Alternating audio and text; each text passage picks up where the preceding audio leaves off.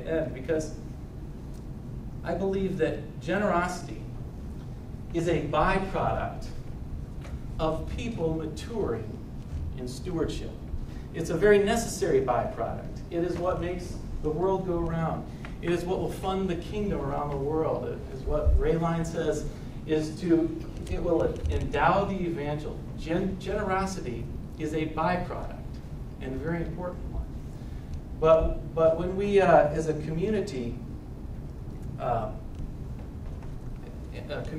a body of believers, when we don't recognize that and we begin to use stewardship sort of as a synonym for finances or a synonym for capital campaigns, I believe what we miss is God's privilege and purpose for stewardship.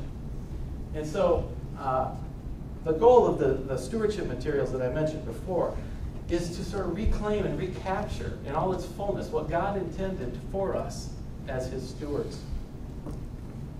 1 Corinthians 4 says this: "This is how one should regard us, as servants of Christ and stewards of the mysteries of God.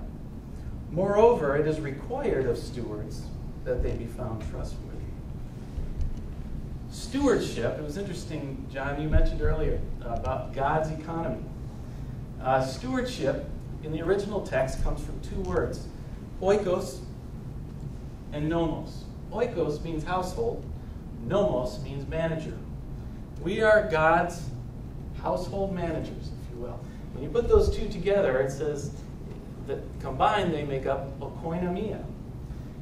And that is the word from which we derive our term, economy. God's economy is perfect. And God's economy has entrusted us with all of those resources to be used for his purposes.